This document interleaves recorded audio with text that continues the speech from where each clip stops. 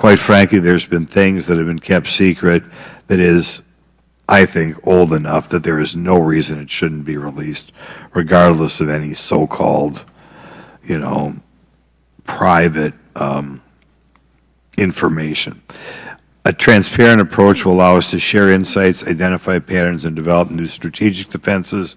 As we continue to investigate these phenomena, we must do so with a mindset of protecting our country, advancing scientific discovery, and upholding the trust of the American people, who right now I don't think have trust, and it's just obvious I don't have trust. We cannot shy away from the unknown, especially when the stakes are so high. I look forward to discussing these matters with the witnesses today. I'm hopeful we can learn from the testimony and come out of this hearing with actionable ideas to advance UAP transparency. Actually, the idea is just to say, in my mind, go back 15 years and everything has to be released. I'm hopeful that we can learn from their testimony and come out of this hearing. And with that, I yield back. Thank you. I'll now recognize Mr. Moskowitz for a 5-minute introduction. Thank you, Chairwoman. Good morning, everyone. I first want to thank the chairs and ranking members for holding the hearing today on this topic and, again, having a second hearing. I want to thank the witnesses for coming forward today to share your expertise on UAPs and the need to build trust through transparency. But first, I want to mention, you might be wondering why Chairman Comer has allowed me to be a ranking member today, but it's really only because our dear friend Jerry Connolly is not here.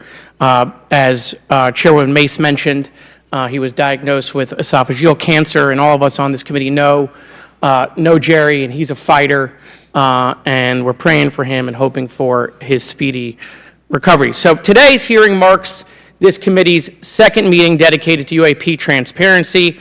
I was pleased, as I know all of us are, on the bipartisanship that existed in last year's hearing, and even though we can't talk about what happens in the classified settings, the bipartisanship that has existed in those settings with the questions members have asked. Last year's hearing was a great example of open dialogue about UAPs, and we must remain committed to sharing information with the American people. And I think you see that commitment based on the people here and the commitment across the political spectrum. I personally have worked with multiple members of this committee, but I want to particularly thank Congressman Burchett, Mace, Luna, and Garcia for working on bipartisan pieces of legislation. In recent years, Congress has taken numerous bipartisan steps towards greater transparency. In 2022, in the NDAA, we created the All-Domain Anomaly Resolution Office to investigate unidentified flying objects. Following AARO, along with ODNI, released an unclassified report on UAP sightings. Of the 366 sightings included in the report, 171 remain uncharacterized, with some of these appearing to have demonstrated unusual flight characteristics or performance capabilities. That's a nice way of saying we don't want to tell you what they are. In March, AARO revealed a report on the historical record of U.S. government involvement with UAPs, which covered investigatory efforts going back from 1945 to the present day. Earlier this year, I joined Congressman Burchett to introduce the UAP Transparency Act, which would require the declassification of all documents related to UAPs with many other members of this committee. In fiscal year 2024, the NDAA required the National Archives and Records Administration to establish the Unidentified Anomalous Phenomena Records Collection. This collection will include digital copies of all unidentified UAP records that can be publicly disclosed. This commitment in transparency is vitally important, and unnecessary overclassification has led to a void of information, which has allowed theories over the decades to foster. When the American people and members of Congress ask, are reports of UAPs credible, we're met with stonewalling. We're met with responses of, I can't tell you, and in fact, we're met with people not wanting us to have hearings. We're met with people not wanting us to ask you questions. In fact, many of us were told not to ask some of you certain questions on certain topics. In a time of heightened distrust of our government institutions, I believe more transparency is not only needed but is possible. And obviously we can respect national security limits, but we also have to provide our constituents with the information and oversight that they have tasked us for. As part of this, government agencies must maintain open lines of communication with members of Congress. And there are regular questions that Americans have. What are UAPs? Are they real? Are they ours? How has this technology been developed? How do they get funded? Right? And now we've seen this has gone from a long time ago where you could discredit people because it's some guy living in a Winnebago. You're able to see people now, these are pilots, these are military, these are folks with serious backgrounds. This has changed the face of this because now we have video. People will have questions. We know there are advanced technology programs. Almost 15 years ago, one of those came out of Area 51 to go after Osama bin Laden, and the only reason we know about that is because one of those helicopters was downed. Americans have questions about whistleblowers who have come forward to talk about retribution. And so I want to thank everyone for being involved today on trying to get more transparency. This has been bipartisan, bicameral, and as we get into a new administration, the President-elect has talked about opportunities to declassify information on UAPs, and I hope he lives up to that promise. And with that, I yield back. Okay, thank you, Mr. Moskowitz. And I would now, committee staff asked me to go ahead and I will do it, to enter into the congressional record this 12-page document that Michael Shellenberger brought today that describes the Immaculate Constellation government program. So we will do that now. Every member up here has a copy of it. The first section talks about the unacknowledged special access program called Immaculate Constellation, and the second section about USG imagery intelligence. And Representative Luna just told me if I say Immaculate Constellation, I'll be on some list. Maybe a FISA warrant, so come at me, bro, I guess. But without objection, entered in the record. All right, so next we will introduce our witnesses for today's hearing. Thank you so much for being here. Our first witness is retired Rear Admiral Tim Gallaudet, who retired from the U.S. Navy and is now the Chief Executive Officer at Ocean STL Consulting. Our second witness is Mr. Lou Elizondo, a former Department of Defense official and author of a recent bestseller book about UAPs. Our third witness is Mr. Michael Shellenberger, founder of the newsletter Public and author of a recent journalistic piece about special access programs, including one widely identified as Immaculate Constellation. I swear the staff wants me on a list. Okay, and our last witness today is Mr. Michael Gold, a former NASA official who was also a member of the NASA UAP Independent Study Team. Welcome, everyone. We are pleased to have you today. Pursuant to Committee Rule 9G, the witnesses will please stand and raise your right hands.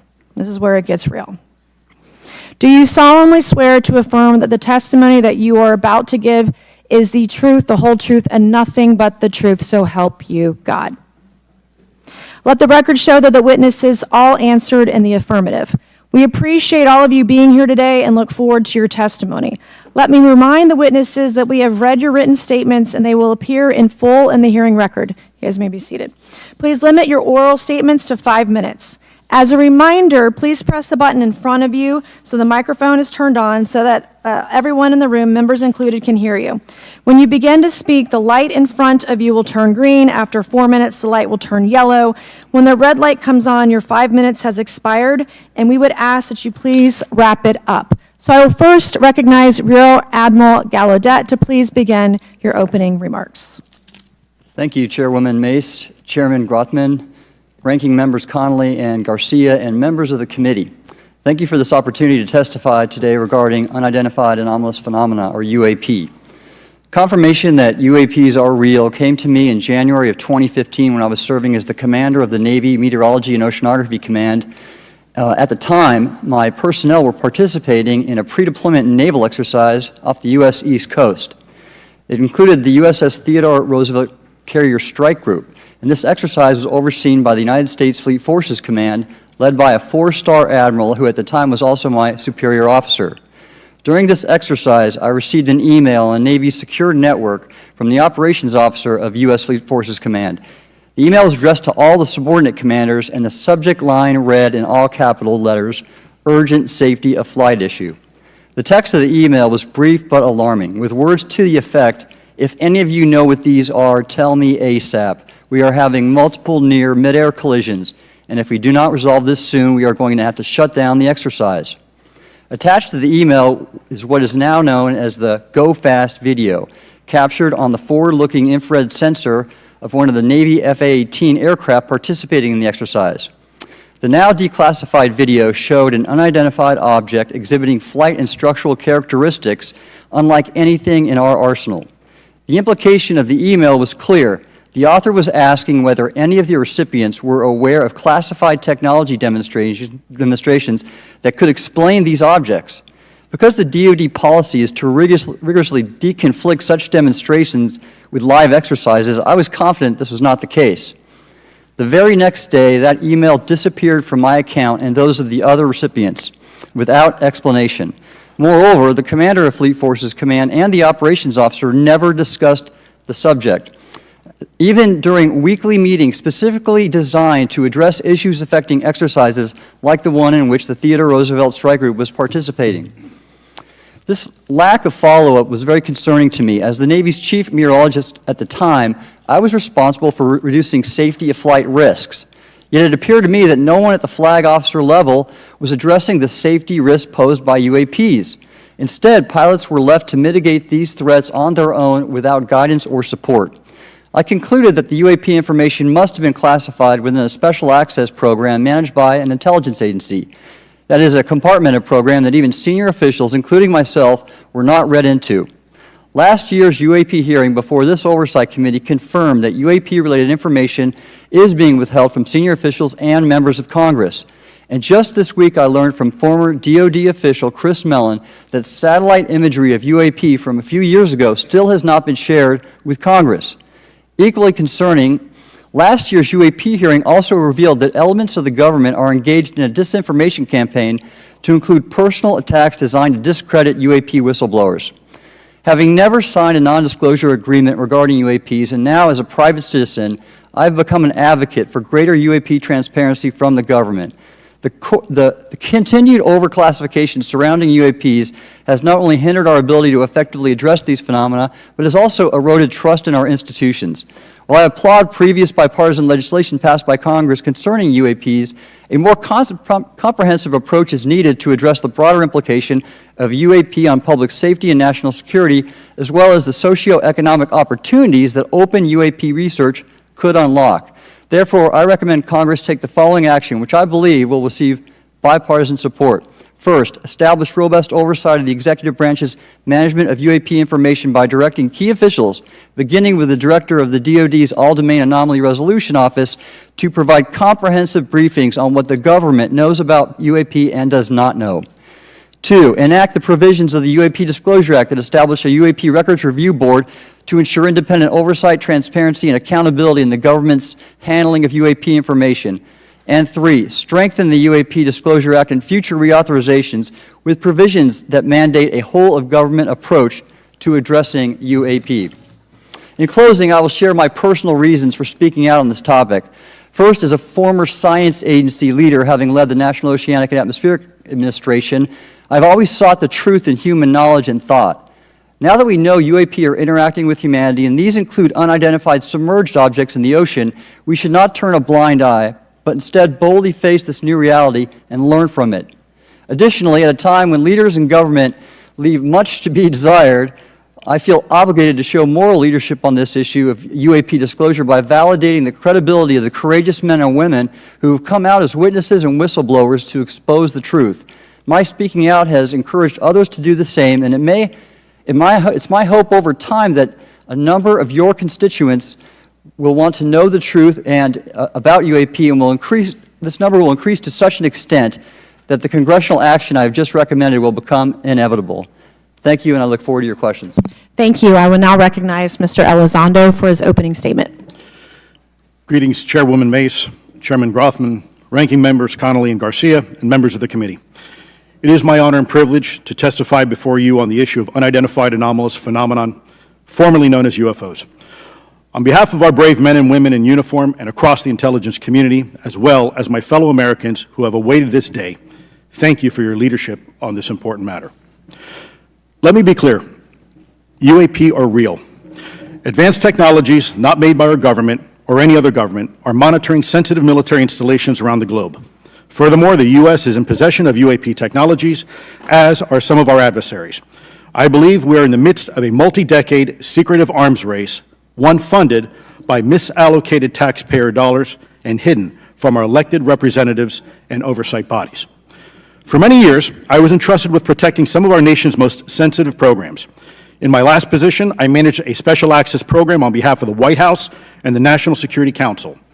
As such, I appreciate the need to protect certain sensitive intelligence and military information. I consider my oath to protect secrets as sacred, and I will always put the safety of the American people first. With that said, I also understand the consequences of excessive secrecy and stovepiping. Nowhere was this more apparent than in the aftermath of 9/11, which many of us remember all too well. I believe that America's greatness depends on three elements: A, a watchful Congress, B, a responsive executive branch, and C, an informed public. Over the last decade and a half, I learned that certain UAP programs were and are operating without any of these elements. Although much of my government work on the UAP subject still remains classified, excessive secrecy has led to grave misdeeds against loyal civil servants, military personnel, and the public, all to hide the fact that we are not alone in the cosmos. A small cadre within our own government involved in the UAP topic has created a culture of suppression and intimidation that I've personally been victim to, along with many of my former colleagues. This includes unwarranted criminal investigations, harassment, and efforts to destroy one's credibility. Most Americans would be shocked to learn that the Pentagon's very own Public Affairs Office openly employs a professional psychological operations officer as the singular point of contact for any UAP-related inquiries from citizens and the media. This is unacceptable. Many of my former colleagues and I have provided classified testimony to both the Department of Defense and the Intelligence Community Inspector General, and many of us have subsequently been targeted by this cabal with threats to our careers, our security clearances, and even our lives. This is not hyperbole, but a genuine fact, and this is wrong.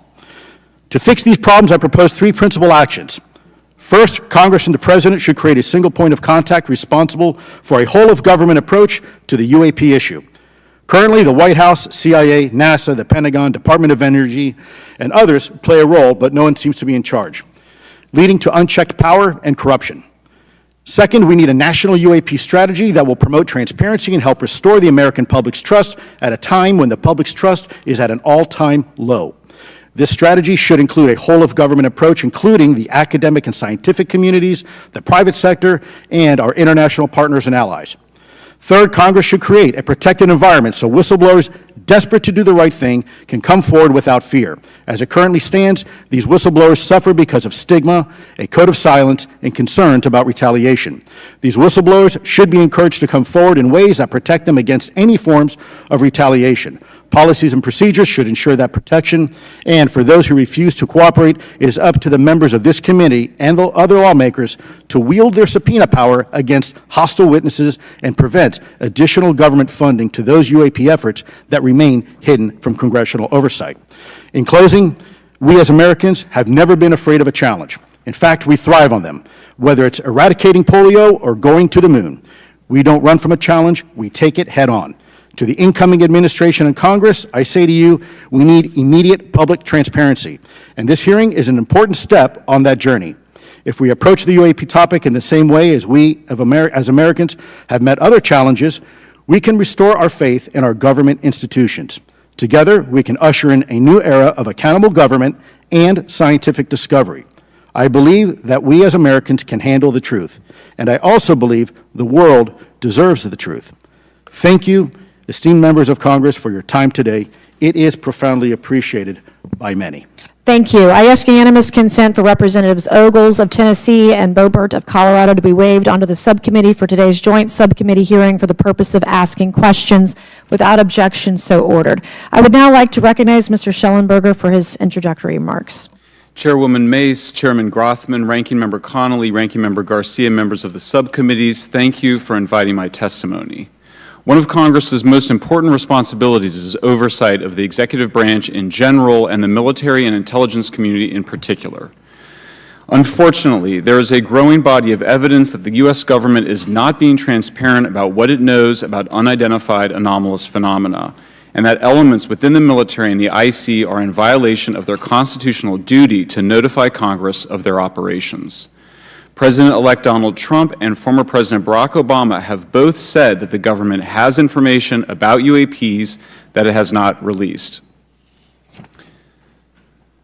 There are other explanations for UAPs than that they represent a new form of life or non-human life. Current dominant alternative theories, including those put forward by AARO, are that UAPs are some kind of natural phenomena we don't yet understand, like ball lightning or plasma.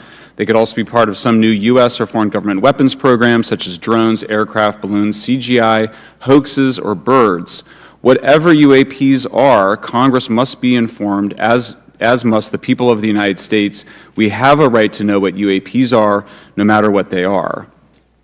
However, we now have existing and former U.S. government officials who have told Congress that AARO and the Pentagon have broken the law by not revealing a significant body of information about UAPs, including military intelligence databases that have evidence of their existence as physical craft. One of those individuals is a current or former U.S. government official acting as a UAP whistleblower. This person has written a report. This is the report that says the executive branch has been managing UAP, NHI issues without congressional knowledge, oversight, or authorization for some time, quite possibly decades. Furthermore, these individuals have revealed the name of an active and highly secretive DoD unacknowledged special access program, or USAP. The source of that document told me, that the USAP is a strategic intelligence program that is part of the U.S. military family of longstanding, highly sensitive programs dealing with various aspects of the UAP problem. The new UAP whistleblower claims that the U.S. military and IC database includes videos and images taken using infrared, forward-looking infrared, full-motion video, and still photography. The report that was just shared with Congress says Immaculate Constellation serves as a central or parent USAP that consolidates observations of UAPs by both tasked and untasked collection platforms. Immaculate Constellation includes high-quality imagery intelligence and measurement and signature intelligence of UAPs, the whistleblower's report adds. The sources of this intelligence are a blend of directed and incidental collection capabilities, positioned in low Earth orbit, the upper atmosphere, as well as military and civilian aviation altitudes and maritime environments. The report to Congress details in detail various UAPs, including spheres, orbs, disks, saucers, ovals, triangles, boomerang, arrowhead, and irregular organic. The report describes various incidents found in the human intelligence databases. One involved orbs surrounding and forcing an F-22 out of its patrol area. In another incident, the crew of a Navy aircraft carrier watched a small orange-red sphere rapidly descend from a high altitude of 100 to 200 yards directly above the flight deck of the CVN, or aircraft carrier. And since my reporting on this Immaculate Constellation last month, another source came forward who told me that they saw a roughly 13-minute-long, high-definition, full-color video of a white orb UAP coming out of the ocean approximately 20 miles off the coast of Kuwait. It was filmed from a helicopter. Then halfway through the video, the person said the orb is joined by another orb that briefly comes into the frame from the left before rapidly moving again out of the frame. The person discovered the video on SIPR, the Secure Internet Protocol Router Network, which the DoD uses to transmit classified information. A leading UAP researcher who utilizes the Freedom of Information Act to find out what the government knows, John Greenwald, told me last year that the U.S. government had been increasingly denying his request for UAP information. He has been doing FOIA requests for 27 years and has an archive of 3 million pages. The government has for decades denied any interest in UFOs, he told me, but the documents that he has assembled show that behind the scenes it was a completely different story. Contrary to the hopes of many advocates of transparency, the government has been restricting more information since the leak of 3 UAP videos in 2017. The DoD organization AARO has been labeling many documents with a B7 exemption, which Greenwald says does not make any sense. They're stating that anything AARO does is involved in law enforcement investigation, which allows AARO to not release it. Greenwald says that the DoD has denied the existence of a UAP and ATIP-related records on multiple occasions, only to acknowledge them after an appeal was filed. He added that the Naval Air Systems Command in March 2022 stated they found no additional UAP videos, It seemed strange that they had 3 and only those 3, but other requests had been filed by the Black Vault, that's John Greenwald's group, to seek out more places UAPs might be hiding. Then in September 2022, the Navy admitted that the UAP-related videos and photographs existed, but denied the request in full for their release, saying that the requested videos contain sensitive information that are classified and exempt from disclosure. The DoD will deny things on a Monday and then admit to it on a Friday, said Greenwald. He said the government can and does release videos that protect secret methods of capturing it. They fall back on a sensitive platform excuse a lot, he said. However, the on-screen information can be blurred and scrubbed. The metadata can be removed. I'll show you this example here. This is a presentation from the UATP task force. This is completely absurd. It's nuts, this level of censorship, of redaction on a document. It shows the redaction of how many reports they've collected, for how many years. 2 of the 3 potential explanations are blacked out. The Pentagon, the intelligence community is treating us like children. It's time for us to know the truth about this. I think that we can handle it. Thank you very much. Thank you. I would now like to recognize Mr. Gold for 5 minutes. Thank you, Chairwoman Mace, Chairman Grothman, Ranking Members Connolly and Garcia, Representative Moskowitz, and distinguished members of both subcommittees. I'm grateful to all of you, as well as your intrepid staff, for the opportunity to testify, and would like to begin by discussing courage. Courage is what it takes to tackle this topic, and courage in the face of adversity is what I see in front of me, beside me, and behind me.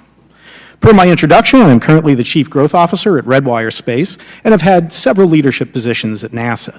That being said, I want to be clear that I am speaking exclusively on my own behalf and not for Redwire, NASA, or any other organization. However, I am here today to speak out for science. Science requires data, which should be collected without bias or prejudice. Yet, whenever the topic of UAP arises, those who wish to explore the phenomena are often confronted with resistance and ridicule. For example, members of the NASA UAP Independent Study Team, particularly those in academia, were mocked and even threatened for simply having the temerity to engage in the study of UAP.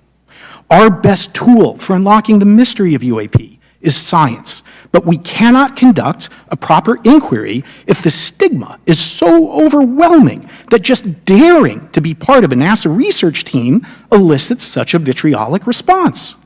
Therefore, one of the most important actions that can be taken relative to exposing the truth of UAP is to combat the stigma, and this is where I believe that NASA can be eminently helpful. The NASA brand is synonymous with hope, optimism, and credibility.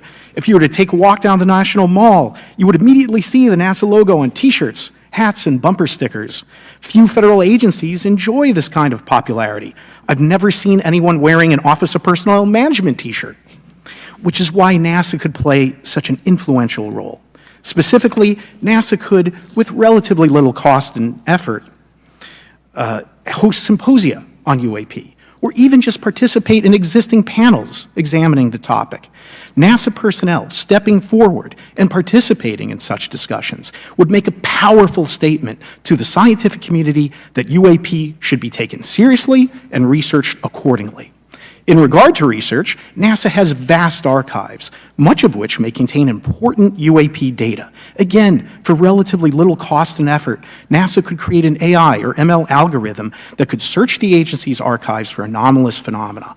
I suspect that such an effort would not only result in information that will help us to understand UAP, but could result in data that will assist in other areas of scientific inquiry, such as anomalous weather or meteorite activity. Beyond its existing archives, NASA could act as a clearinghouse for civilian and commercial UAP data. During my work on the UAP Independent Study Team, it quickly became evident that there is no clear or well-publicized process for civilian pilots to report UAP sightings. The stigma associated with UAP hampers the number of pilots that would report such phenomena, but even for those who overcome the stigma, I believe the current FAA guidance is largely unknown and poorly understood. In order to effectively collect UAP data, the Independent Study Team recommended the use of NASA's Aviation Safety Reporting System, or ASRS. This system, which is administered by NASA and funded by the FAA, provides a confidential means for the reporting of safety violations in a voluntary and non-punitive manner. Over 47 years, the ASRS has collected nearly 2 million reports. ASRS is the perfect tool to collect UAP data, which could then be collated by NASA and shared with the public at large. Leveraging ASRS could create a treasure trove of UAP data, potentially hundreds of thousands of reports, supporting this hearing's goal of exposing the truth. And I'm grateful to our two co-chairs and other members who have already incorporated this idea into proposed legislation. At this hearing, and as others have demonstrated, the UAP issue is justifiably dominated by national security and defense. However, I would urge the subcommittees to keep in mind the numerous ways that NASA and the FAA, as well as commercial activities in the air, in space, and in the water, can generate a massive amount of invaluable data on anomalous phenomena. I cannot help but be excited by the potential for such an endeavor, since scientific discovery is driven by anomalies. It's the existence and study of anomalies that led to the theory of relativity, quantum mechanics, and nearly all of humanity's scientific breakthroughs. This is why the study of UAPs should be embraced, since whatever is occurring, the chance to garner new knowledge should never be ignored. We must be thorough in collecting information, fearless in making conclusions, and open to following the data, no matter how mundane or extraordinary the results may be. I began this testimony by praising the Joint Subcommittee members for their courage, and I will end by echoing that sentiment. As the saying goes, the truth is out there. We just need to be bold enough and brave enough to face it. Thank you. Thank you. Thank you all. I will now recognize myself for 5 minutes of questioning. I have a lot of questions, and I have a lot of witnesses. So I would just ask, if it's yes or no, to please just tell me yes or no.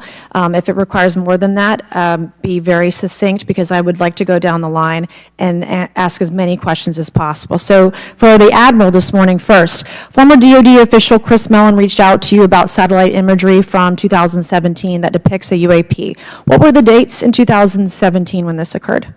I can't share with you the details, ma'am, but I can do it in a closed setting, and I can also tell you the agency that wrote a report on it. Okay, so who has the imagery? I can tell you that in a closed setting.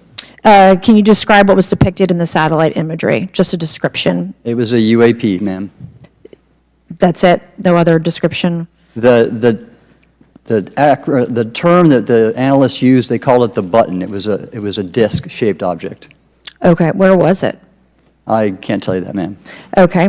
All right. Okay, Mr. Elizondo, you stated in your testimony that, quote, advanced technologies not by our government or any other government are monitoring sensitive military installations around the globe, end quote.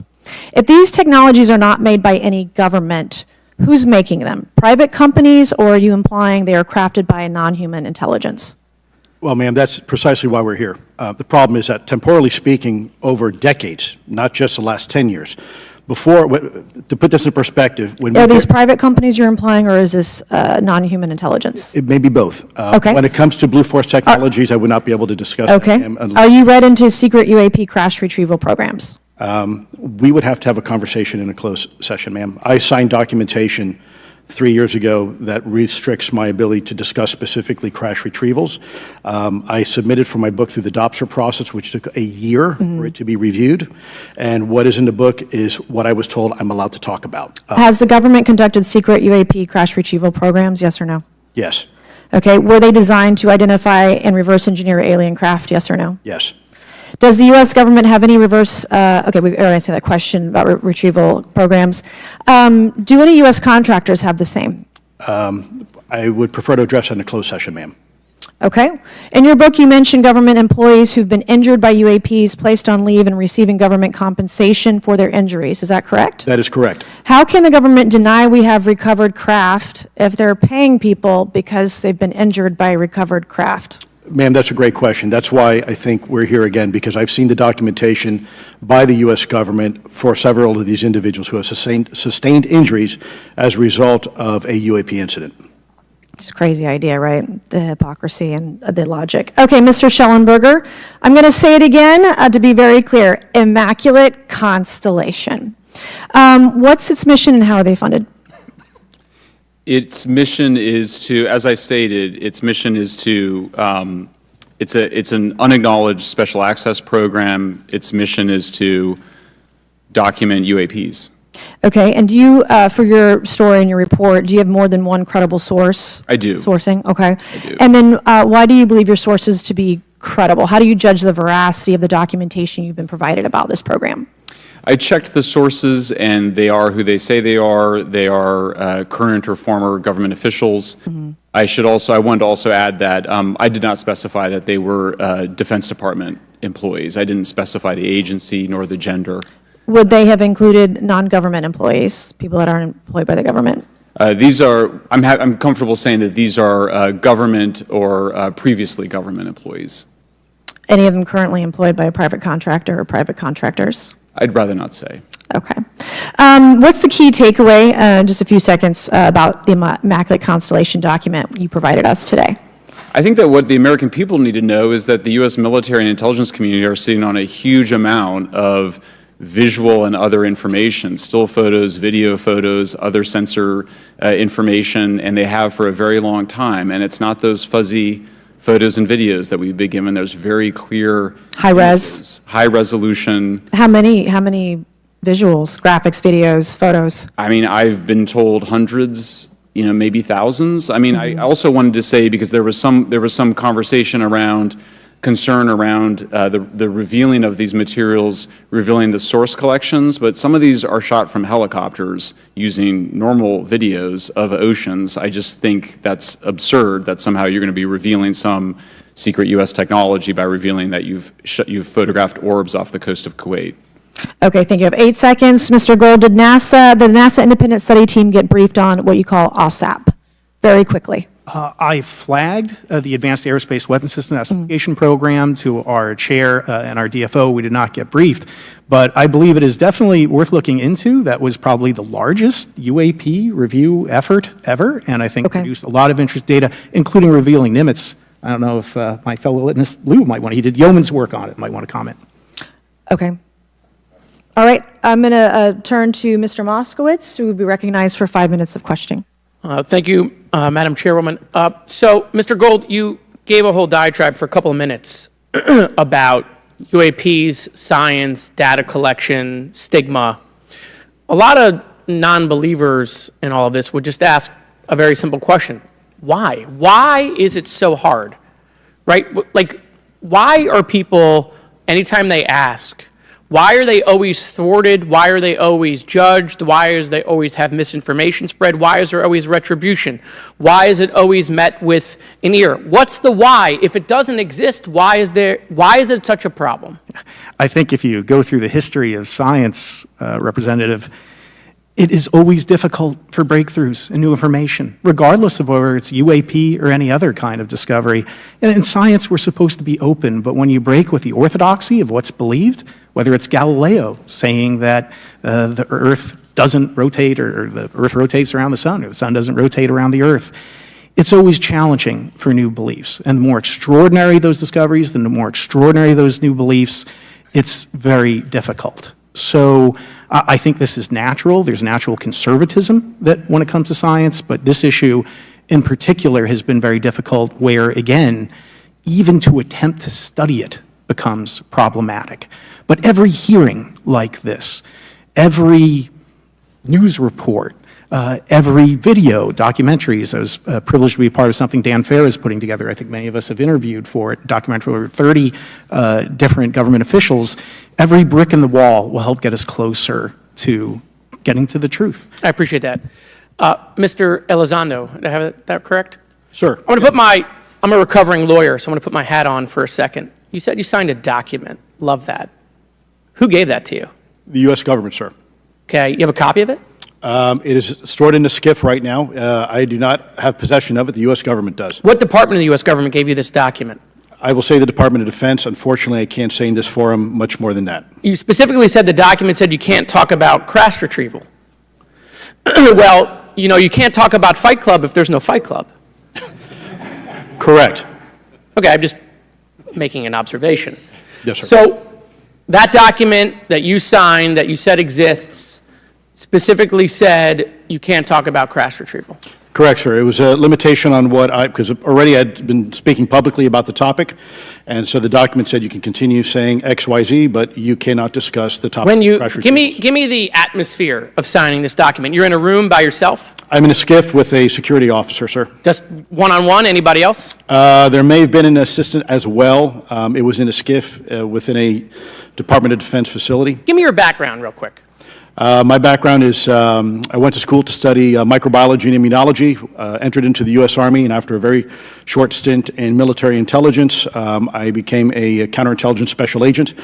As a civilian, later on I became a special agent in charge, running investigations in counterterrorism and counterespionage primarily, with some experience in counterinsurgency and counternarcotics. And then in 2009 timeframe, when I came back to the Pentagon after a tour with the Director of National Intelligence, I quickly became part of a program that was originally called OSAP that evolved into the program now called ATIP, which is where those videos that we now see, the Go Fast, the gimbal, the FLIR, that was part of our effort, sir. Right, so you're not some conspiracy theorist. You actually have a legitimate background. Well, sir, I'm certainly not a conspiracy theorist. I'm fact-based, just say facts. So when you're in this room, I want to paint the picture for everybody. You're in this room, you're by yourself, you're in a skiff, you're handed a document. How long is the document? It's about a page front and back. So basically, you have some things they call trigraphs, which I cannot, again, talk to. How long were you given to sign the document? As long as I needed, sir. And what if you didn't sign it? Well, I suspect there'd be repercussions. I wouldn't have access to certain information. Were you allowed to ask a lawyer, or weren't allowed to ask for a lawyer to review the document? It was an option, but they probably wouldn't have allowed me to, because the document itself is pretty explicit about you have to be, wait, you're putting me in an interest, let me try to thread the needle here. There are certain documents that we have in the U.S. government that allow people to have access to certain programs, whether it's a special, and I'm going to be very generic here, whether it's a special access program or a controlled access program, SAP, CAP, whatnot. How many people have to sign that document? It depends how many people are going to get access to the information, sir. Okay. Last question. Doctor, real quick, can you tell us about the Omaha incident in greater detail? I've read your background, right? Some people would label you as a member of the deep state, since you worked in government for a long period of time. But can you tell us more about that incident? You've written a lot about that. I wrote a lot about incidents like it, Congressman, but that specific incident involved the USS Omaha, the littoral combat ship of the U.S. Navy operating off Southern California. I don't remember the exact date. It was within the last decade. And what the watchstanders on the bridge observed was a UAP, again, something that was aloft but had no observable exhaust or control surfaces. So it was something that couldn't be explained. And then they saw it enter the water from the atmosphere and going through the air-sea interface, and so thus exhibiting trans-medium travel. Thank you. I yield back. Thank you. I'll now recognize Mr. Grothman for 5 minutes of questioning. Yeah, we'll start with Mr. Gallaudet. During a previous UAP hearing, Navy Commander David Fravor discussed the TikTok object engaged in 2004. Are you familiar with the incident, the TikTok incident? Yes, sir. And that's almost 20 years ago, right? Yes, sir. It's been said there are more videos, documents, and reports related to this incident. Do you believe the information regarding the TikTok incident should be available to all members of Congress? And in your expertise, what reason would the Department of Defense possibly have for not releasing information that's over 20 years old? Thank you, Congressman. I don't think there's any good reason to withhold information and important data, especially of national security concern, from Congress. Well, what would they say? I will speculate, sir, that they don't want to share that kind of information because it reveals weaknesses in our ability to monitor and protect our airspace. Okay. In your written testimony, you claim last year's UAP hearing before this Oversight Committee confirmed that UAP-related information is, well, it's not only being withheld, but that elements of the government are engaging in a disinformation campaign to include personal attacks designed to discredit UAP whistleblowers. Could you elaborate on that statement a little? Yes, sir. Earlier this year, I met with the DoD's All-Domain Anomaly Resolution Office, and what I thought would be a 90-minute meeting just to meet with leadership turned out to be an hours-long influence operation on me, where I was they attempted to convince me of the validity of the very flawed and error-ridden historical records report. In addition, they tried to have me question very valid UAP reports like the Tic Tac incident, and even coming to stating possibly that the Tic Tac was American technology. And then, of course, if you ask David Fravor or Alex Dietrich, the two witnesses, they were convinced it was otherwise. And then, and they also cast discredit on various UAP whistleblowers and witnesses to question their validity and credibility as witnesses. Okay. We'll go to Mr. Elizondo. Hope I got that right, or not, at least Close not enough, that sir. You're familiar with the recent drone incursion over Langley Air Force Base? Yes, sir. The owners of these drones remain unclear. The U.S. military has not been able to give us in Congress an answer. Given your experience with the Department of Defense and the intelligence community, how frequently are UAP sightings over military installations? And secondly, I suppose hypothetically you could have incursions over just, say, regular airports. Is it obvious these incursions are more likely over military facilities than just a random airport out there? Yes, sir. There's definitely enough data to suggest that there is certainly some sort of relationship between sensitive U.S. military installations, also some of our nuclear equities, and also some of our Department of Energy sites. There is a long historical record that some of your colleagues may have, documentation that demonstrates this. This is not a new trend. This has been going on for decades, and that information's been obfuscated, unfortunately, from folks like you in this committee. And I think that's problematic because ultimately, at the end of the day, we have a significant situation here. We have something that can enter into U.S. airspace completely with no attribution. And how long has this been going on? Sir, decades, and there's information that will hopefully be entered into the record. Can you think of any possible reason why they can't release any information they have on something, say, 15 or 20 years old? Sir, if I could echo my colleague here, Admiral Gallaudet, I think one of the big issues that we have in the intelligence community, Department of Defense, is we don't want to broadcast any potential vulnerabilities or weaknesses in our national defense systems or on intelligence collection platforms. Therefore, when you have a conversation where you address a problem for which there is no solution, it makes that a very uncomfortable conversation to have. Okay, we'll switch to Mr. Shellenberger. The primary reason you're here today is because you published an article on the news publication that you own called Public, right? Alleging that a new unnamed government whistleblower has come forward asserting that a highly classified program exists dedicated to recovery and reverse engineering of UAP technologies.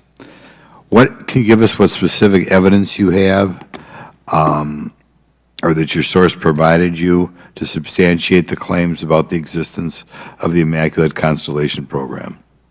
Well, you have the report in front of you now, so you can see it for yourself. I checked the report, and I did not find it based on existing cases. It was new cases for me. I hadn't found anybody, so that answered for me that it was not obviously circular reporting, which is one of the big concerns in this space. I also had the name of the program confirmed by more than one additional source. So yeah, and then of course I checked to make sure that the source was who they claimed to be. Okay. I should also say that when I said before it was this database, it is a much broader program than that. It also includes human intelligence, and then, as you mentioned, the retrieval and the reversal. Any knowledge of what country these things originated in? No, I have no idea. Okay. Okay, I will now recognize Mr. Burchett for 5 minutes of questions. Thanks, Chair Lady. I request unanimous consent to enter into the record documents provided to us regarding legacy UAP programs and psychological operations. Lou Elizondo. So ordered. I also want to thank my buddy Jeremy Corbell for providing us documents and access to some whistleblowers. Mr. Elizondo, what is your last position with the federal government? Sir, I was the Director of National Program Special Management Staff managing a White House Special Access Program on behalf of the National Security Council. How would you characterize UAPs? An enigma, sir, and a frustration. We're talking about technologies that can outperform anything we have in our inventory, And if this was an adversarial technology, this would be an intelligence failure eclipsing that of 9/11 by an order of magnitude. Are there classified Department of Defense materials related to UAPs that you believe could be safely disclosed to the public without compromising national security? Yes, sir, I do. I would never, ever try to endorse providing some sort of information that could compromise what we call a blue force technology or capability, but I do believe there's a lot of information regarding this topic, and I've been very vocal about it, that should be shared not only with the public, but most importantly, with members of Congress. Are you familiar with my friend David Grush? Absolutely, sir. I had the privilege and honor of working with him myself several years ago at U.S. Space Force. Last year, as you know, he testified that the U.S. has run a multi-decade UAP crash retrieval and reverse engineering program. Would you agree with that? Yes, sir. Are there UAP programs operating without proper congressional oversight? 100%. What are they? Unfortunately, sir, I would have to have that conversation in a closed session. I know you said that, and a lot of people are frustrated with those kind of answers, but we're asking those kind of questions so you all know what the heck we're up against. You also mentioned in your opening statement that the Pentagon's Public Affairs Office employs a psychological operations officer as the singular point of contact for UAP-related inquiries. Why the heck would they do that? Sir, that's a great question. I would ask the Pentagon. There's a long history here of that individual providing misleading and false information to the public through various news outlets and media outlets in order to discredit this topic. I've personally been victim to it. We have the documentation to substantiate where this information has been absolutely inaccurate, that has been provided time and time again, and it turns out that that individual was also working with former leadership of Aero at the time as well. And we punish them by giving them multi-million dollars more than they ask for every year. Admiral Gallaudet, you mentioned in your opening statement on an email you received from the operations officer of the Fleet Forces Command regarding unknown objects almost colliding with U.S. military planes. Did anyone respond with knowledge of what the objects were? I received no response, sir. Did the exercise get canceled? The exercise did not get canceled. Why do you think the commander of Fleet Forces operations officer never discussed the incident again? Sir, I'm speculating because I didn't have an exchange with him, but I believed it to be part of a special access program, the information and the video, which we have known now it was, and he realized he couldn't share that openly with the recipients of the email, and therefore the email was pulled from everybody's account. Again, tell us what happened to the email from the commander of Fleet Forces. The day after I received it, and all the other recipients received it, which were all the subordinate commanders of U.S. Fleet Forces, so 1- and 2-star admirals, including strike group commanders, the email was wiped or deleted from our accounts, Okay. and then no one talked about it. All right. Have you specifically had any experience with submersible objects? Sir, I've no personal experience, but I've had witnesses on submarines come to me and say they've seen on sonar data. Correct. Okay. Yeah, how would you characterize those, and how do they move? The one instance that was revealed to me was in the 80s on a nuclear-powered submarine, a ballistic missile submarine, that the object exhibited the characteristics of a Russian torpedo in terms of its speed of movement and closing rate with the submarine, and then it slowed and followed the submarine slowly in its wake for a period of minutes, and then rapidly exited the scene. And nothing that we know of and technology-wise could replicate that. And the speed of these objects was faster than anything that we have or anybody else has that would be manned. Is that correct? It was on the order Underwater. of a torpedo. So Yes, sir. Yes, sir, but as it exited, Well, I don't exactly know how fast a torpedo is, but I expect it does better than my old outboard Scott Atwater, so I'll take that as a yes. Yes, sir. Okay.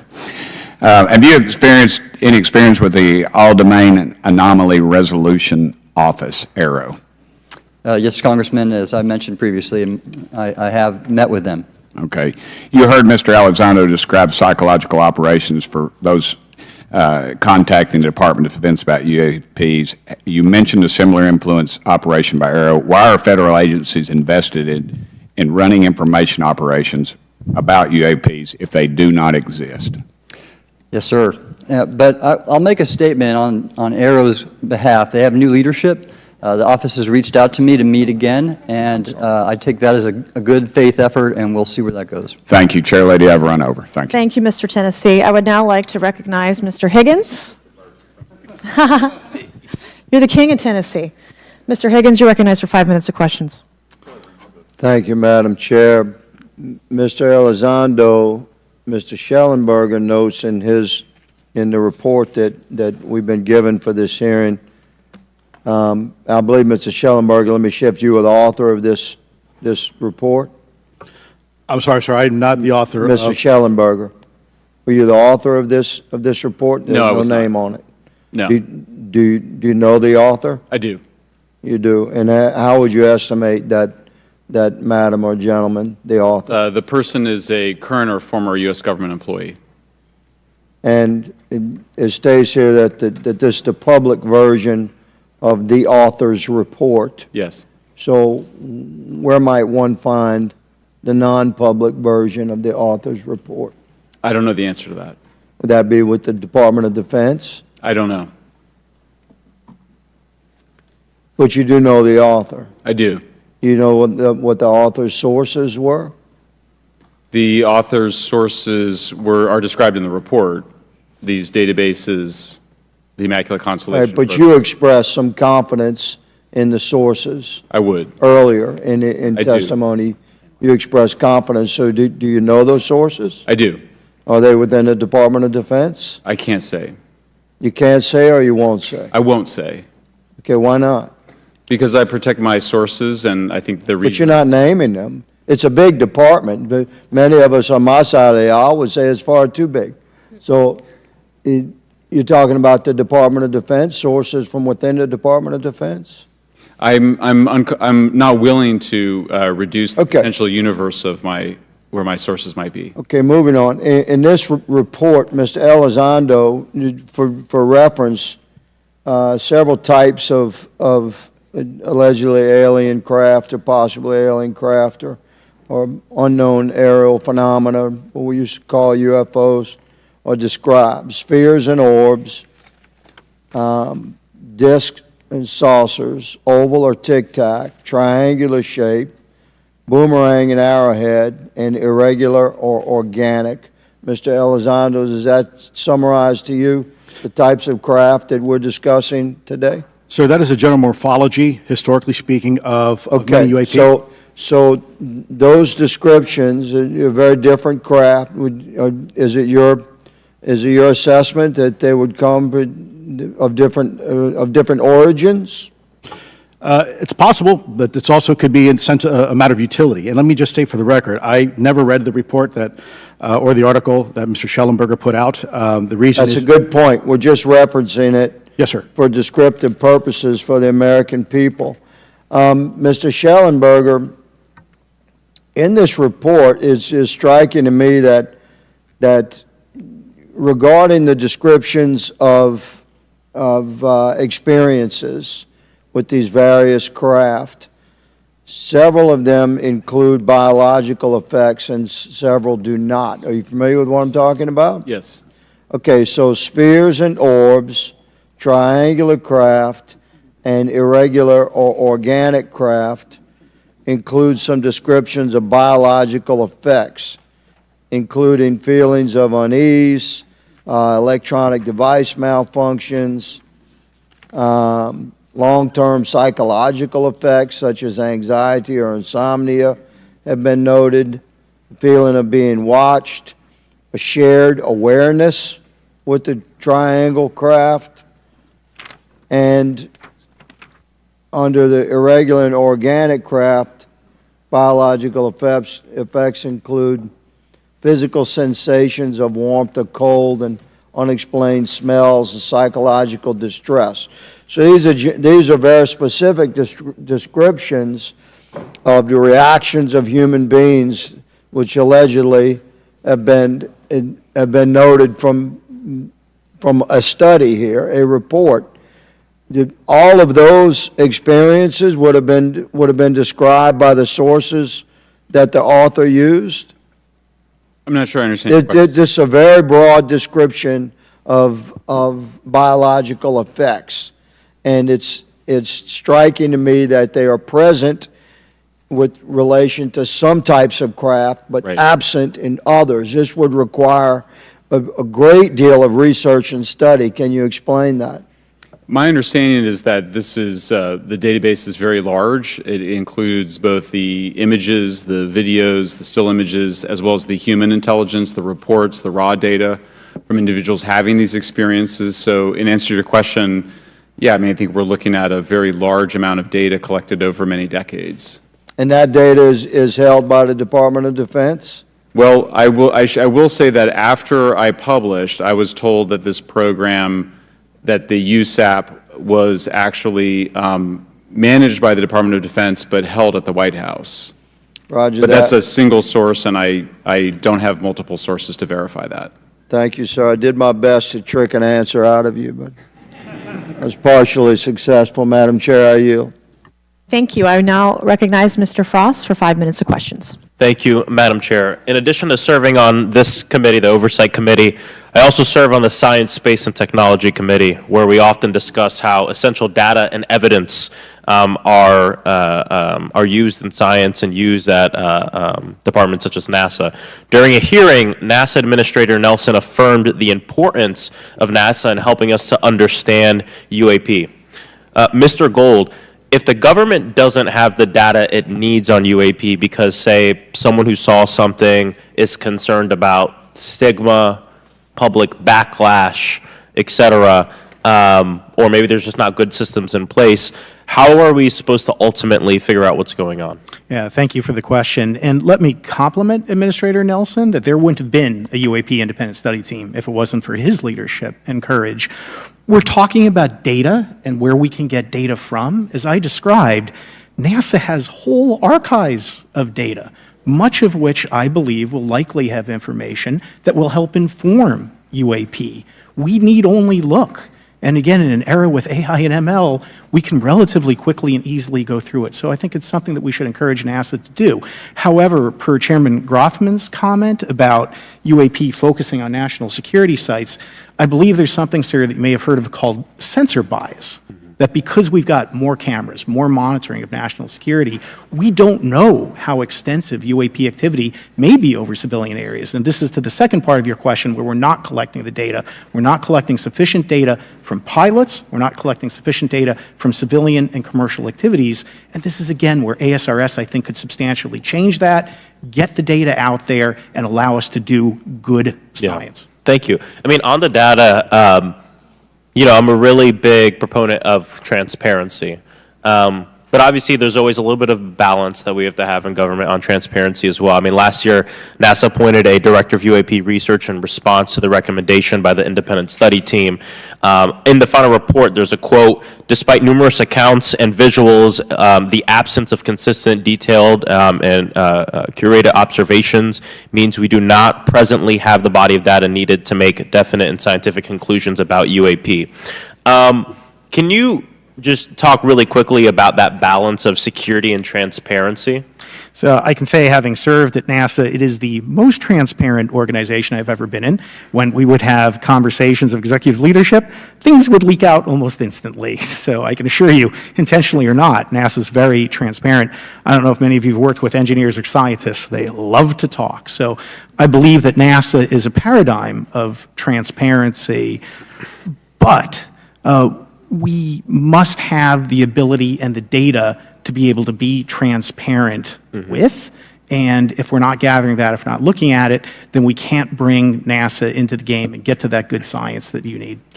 You know, it was about a year ago, I was touring a facility with a pretty senior government official. We went by a certain hangar and they said, yeah, that's, you know, a company leases that out. We don't really know what's going on in there. We have no way of knowing what's going on in there. And there was a few of those, in fact, while we were driving around this facility. To what extent do you think that some of the UAP out there comes from off the books or unauthorized experimental aircraft? I mean, I think probably the vast majority of UAP are drones, experimental aircraft, weather conditions, which is, again, why I say if we review the data, I think we're going to discover a lot about things we weren't even thinking about. But there is a percentage that isn't. And looking into those anomalies is how discoveries will be made. And relative to science, Congressman, if I can say, when NASA studies black holes, when NASA studies galaxies, we have instruments that are tailored to do so. With UAP, we're using cockpit gun cameras or cell phones. We could never do good science with that. And let me tell you, the NASA budget is under pressure. We need to make sure that the Artemis program is funded fully. We need to beat China to the moon and maintain our presence in low Earth orbit. So NASA would need more money to do this, but I think tailored instruments that would look at UAP in the same way that we have tailored instruments to look at astronomical data is important to gathering valuable and uniform information. If we were studying black holes by using fighter cockpit cameras, we probably wouldn't know that much about black holes. 100%. Well, I think it's important that federal leaders take the necessary steps to ensure that UAP does not pose threats to the American public as well, and that we have the necessary budgets to collect this data so we can actually see what's going on. And I'm fully supportive of funding the Artemis mission. I think it's very important. Also, a personal note, the pilot is a frat brother of mine. He is a member of the Phi Beta Sigma Fraternity Incorporated, and so I would love to see my fraternity make it to the moon. But Redwire is building the cameras for Artemis, so we will take some pictures of your frat brother and get them. There we go. Thank you so much. I yield back. Thank you. I will now recognize Ms. Luna for 5 minutes of questioning. Mr. Elizondo, to your knowledge, can you name the country and around time frame that the first back-engineered UAP program started? Ma'am, unfortunately, I would not be able to have that conversation in public. Can anyone on the panel name that? I cannot. None of you? Okay. This next question is for Mr. Gallaudet. To your knowledge, have any USOs ever outpaced our submarines? Yes, ma'am. At what magnitude? I don't have the exact speed, but again, a witness came to me, a credible former submarine officer who observed it on sonar data. And this was in the 80s in the North Atlantic during a storm, and it outpaced his submarine by orders of magnitude. Are you aware of any hotspots that currently exist off our shores in North America? Not with sufficiently credible data, ma'am. Okay, we've heard reports of there potentially being hotspots, maybe entry and exit points. Have you heard of any of that? I have not, ma'am, but my colleague here, Mr. Elizondo, does discuss some USO activity that he's observed in certain DoD databases. Mr. Elizondo, in regards to these aircraft being piloted by whatever they might be, non-human biologics, would you agree that it's likely that they are being piloted by some mind-body connection? Ma'am, I think it is safe to presume here that they are being intelligently controlled because some cases seem to anticipate our maneuvers, and in other cases they seem to, I came across an email where the word stalked was used in a very secure email between Navy officers discussing their ships being pursued by a UAP. In our previous panel, we had Grush, and he had testified to say that some of these were interdimensional beings. Can you speak on that at all? Ma'am, I'm not qualified, certainly as a scientist or otherwise, to speculate points of origin. I looked at everything from a scientific perspective. So if you look at, for example, instantaneous acceleration, which was one of the observables of the program that I belong to, ATIP, the human body can withstand about 9 G-forces for a short period of time before you suffer negative biological consequences, blackouts and ultimately redouts and even death. Comparison, our best technology, the F-16, which is it's an older platform, but one of our most highly maneuverable aircraft, manned aircraft, made by General Dynamics, can perform about 17 or 18 G-forces before you start having structural failure, meaning that the airframe begins to disintegrate while you're flying. The vehicles we're talking about are performing in excess of 1,000, 2,000, 3,000 Gs. So I guess would it be safe to infer that they're living craft? I'm not prepared at this point to state for the record is something alive or not, because even that definition is hard. There was a time in science we thought that life required oxygen, and we now know that's not true. There are anaerobic bacteria that thrive in oxygen environments that lack oxygen. And so also same with photosynthesis. When I was in college, I was told everything is derived from photosynthesis as a form of energy. In reality, that's not true. There are things that live off of chemosynthesis. So we're constantly having to reevaluate our understanding of what the definition of life is. Do any of you ever come across reports from people that claim to have firsthand experiences with these entities, whatever they might be, or these aircraft, and then as a result, whether or not they're religious, find that these things will automatically disappear? Anyone, and this is open to any of you on the panel. So just real quick, because I'm running out of time. Lou? Ma'am, I've always been a nuts and bolts kind of guy. When I was at ATIP, I was focusing more on the performance characteristics and less on the potential occupants. Okay, the reason I ask is because it seems like, just based on our conversations, that we've had people that say that there are good and bad of whatever these things are.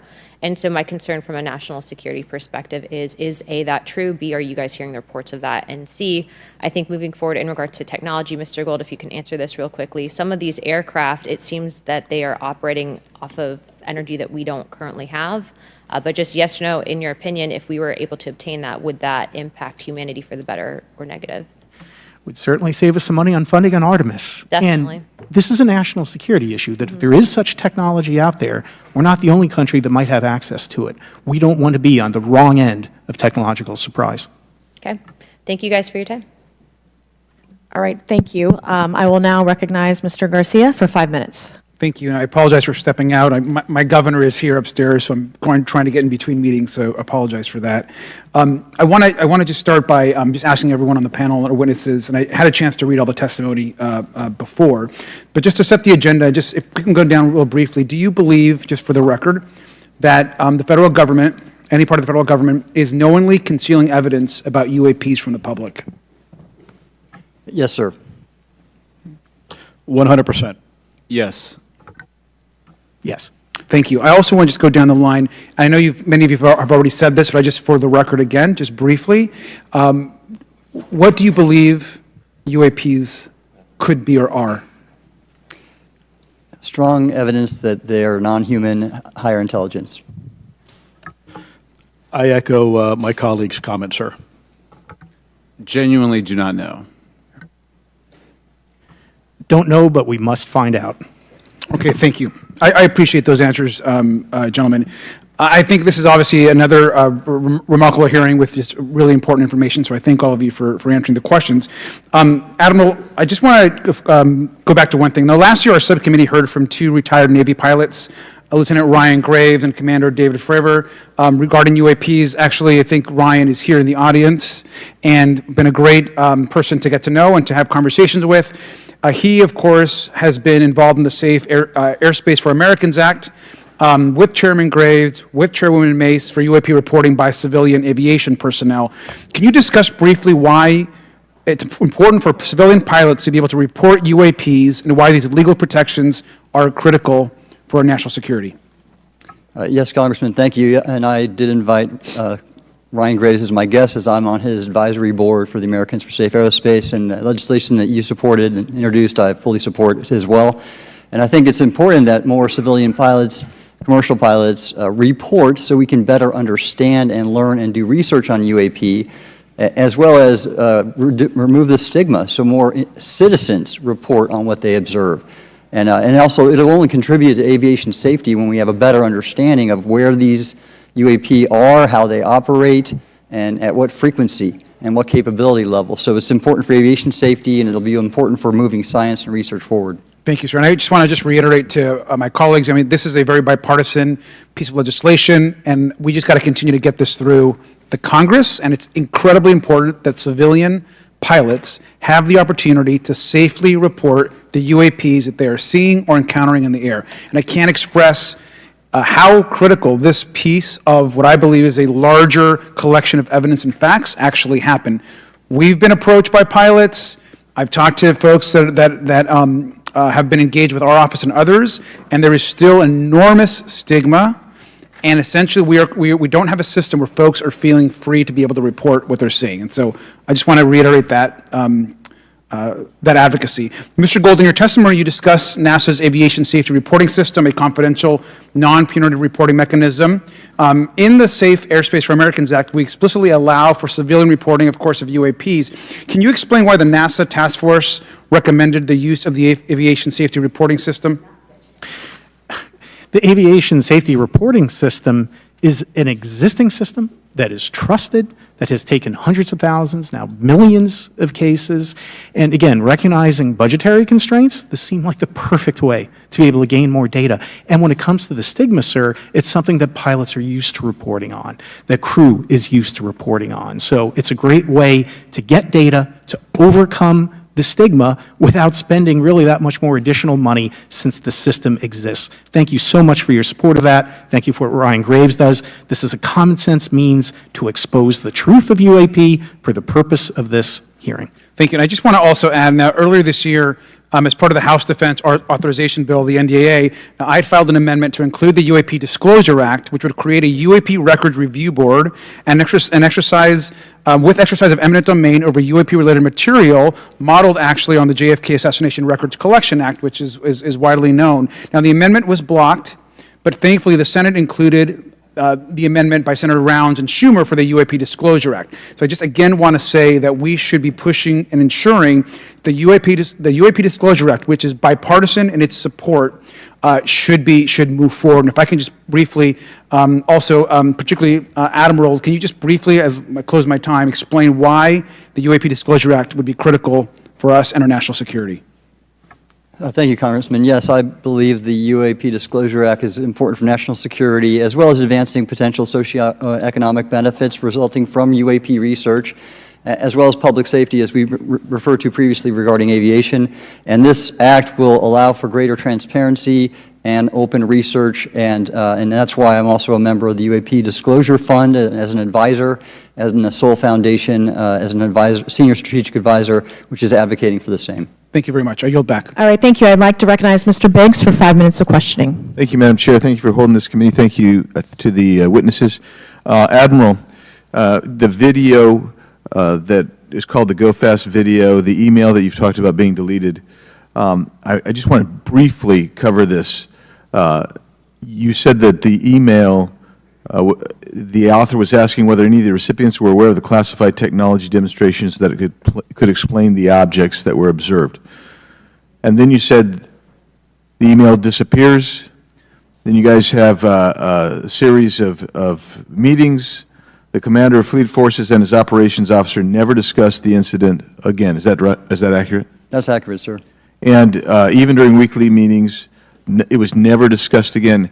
My question for you is, you were in those meetings. Did you personally hear that nothing was going on about that?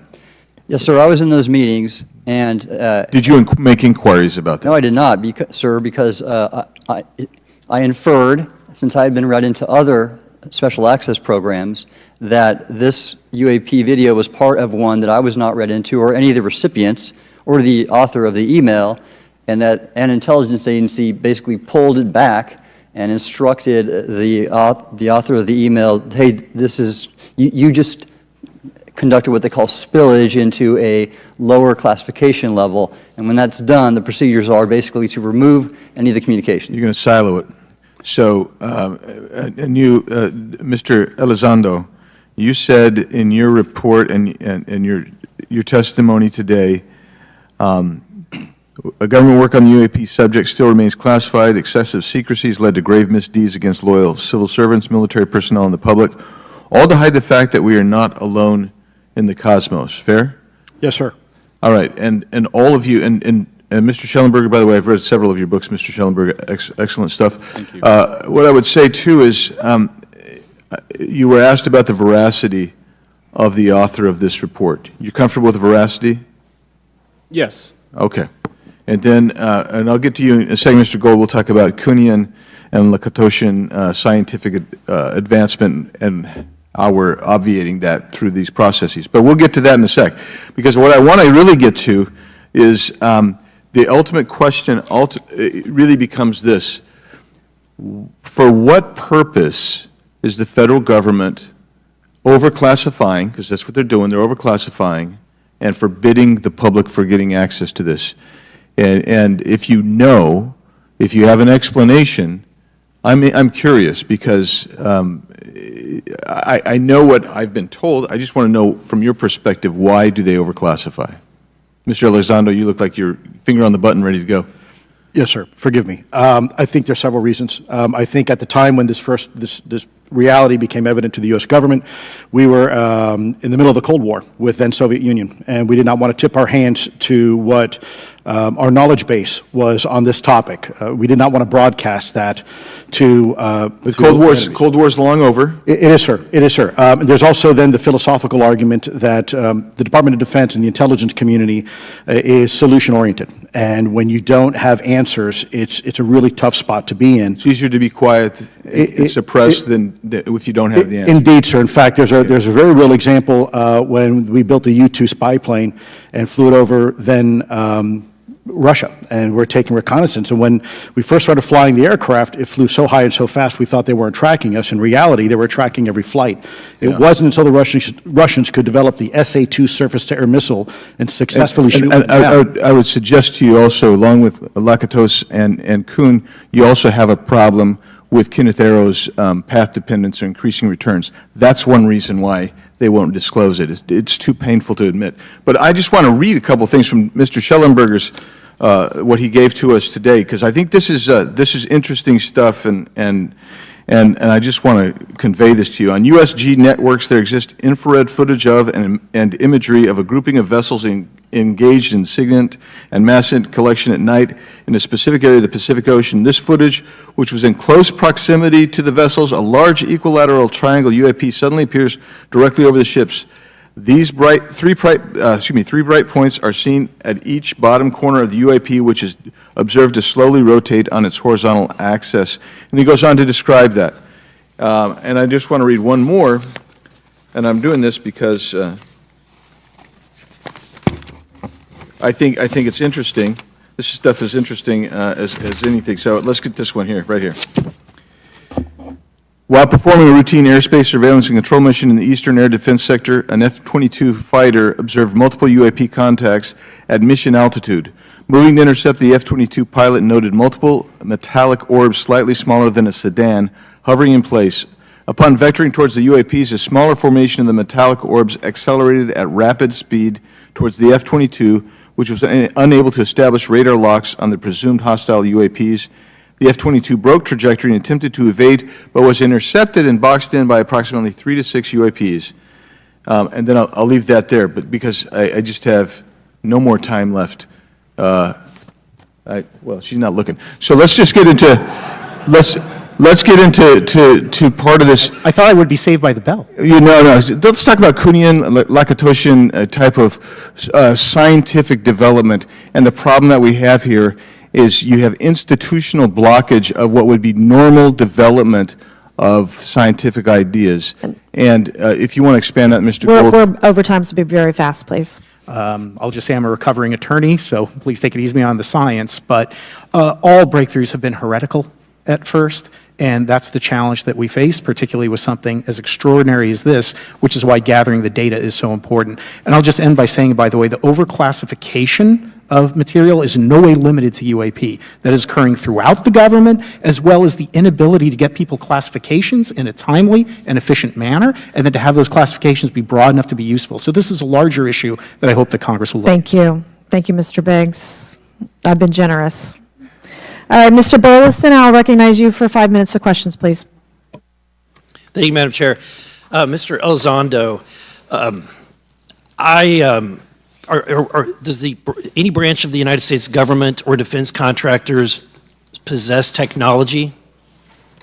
So there's documentation that I believe was submitted for the record that was approved for release by the U.S. Pentagon, by the Department of Defense Office of Pre-Publication Security Review, and it states one of the reasons why my predecessor program, OSAP, was trying to collect material of unknown origin. Was it successfully collected? It was not. What happened is that there was an aerospace contract company that requested to divest itself of the material that was collected in the 1950s.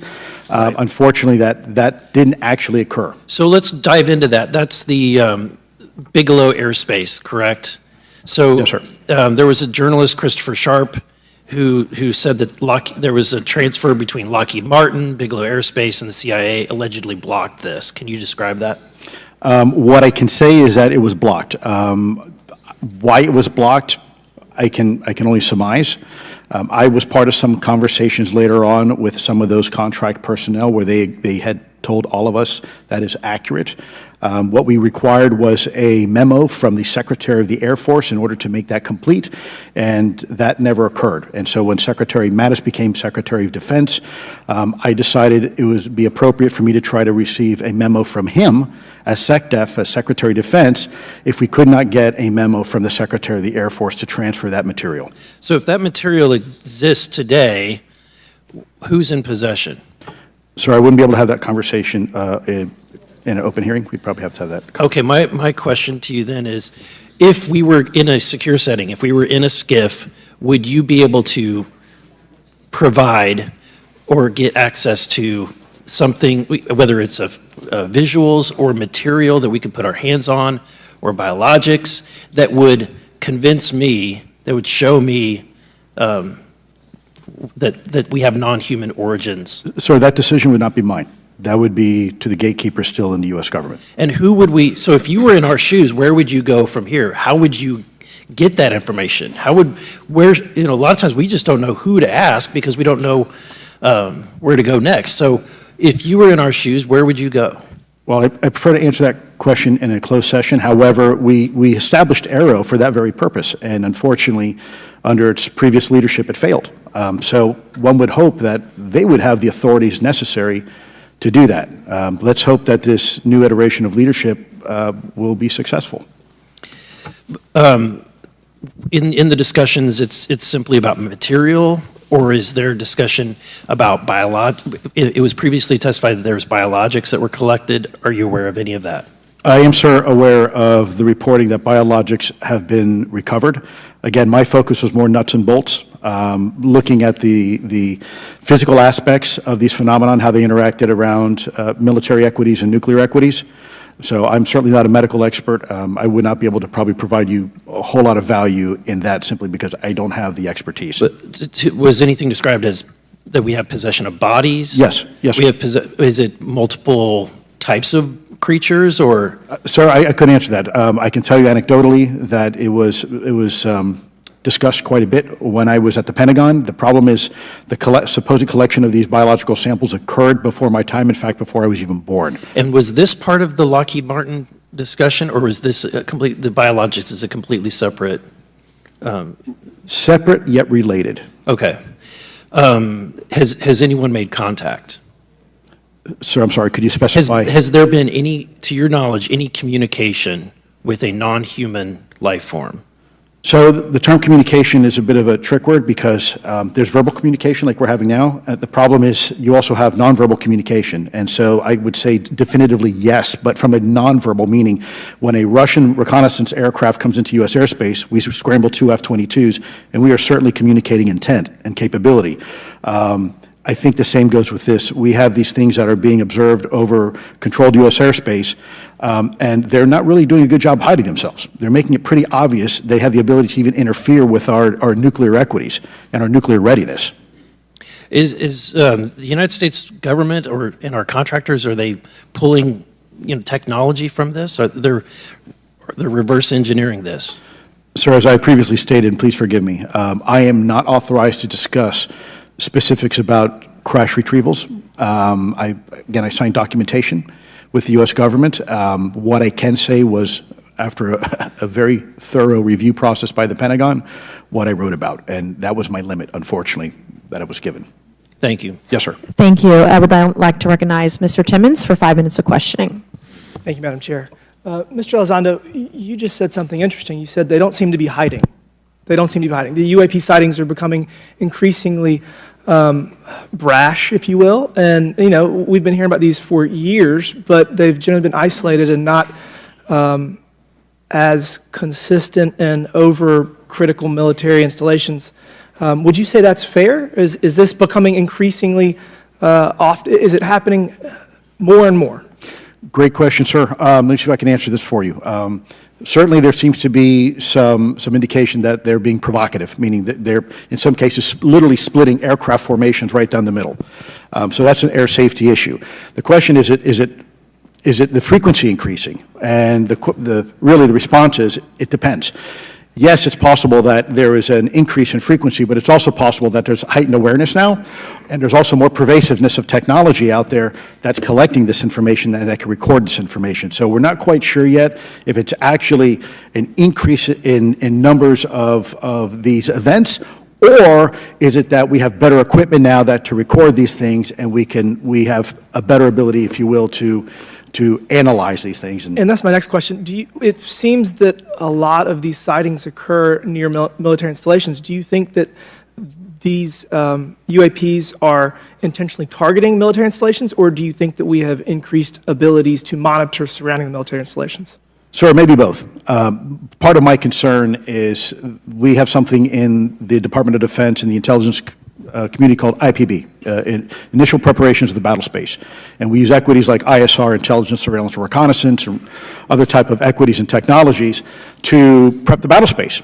And certainly, you know, if I was wearing my national security hat, even if there was a 2% chance that there was some sort of hostile intent here, that's 2% higher than we really can accept. And so we must figure out, there's a calculus, capabilities versus intent, in order to identify if something is a national security threat. We've seen some of the capabilities, yet we have no idea in the intent.